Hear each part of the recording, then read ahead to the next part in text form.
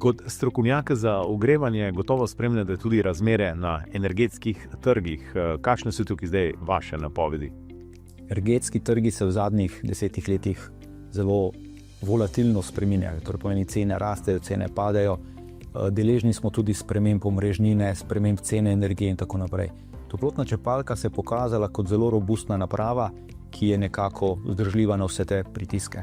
Tudi v primeru pojava oziroma množične vgradnje fotonapetostnih sistemov, torej solarnih elektrarn, je toplotna črpalka dopolnila delovanje sončnih elektrarn. Prav tako v primeru dviga cen energentov na svetovnih trgih je toplotna črpalka pokazala svojo prednost v tem, da 2/3 in več toplote vzame iz okolice, kar pomeni brezplačno. Tudi s prihodom novega načina obračuna omrežnine, kjer omrežnina ni več vezana na porabo energije, temveč na konično moč, se je toplotna črpalka pokazala kot izredno učinkovita, zato ker jo lahko nastavimo in deluje v pasu, kar pomeni, da preprečuje konično delovanje in s tem povečanje stroškov omrežnine.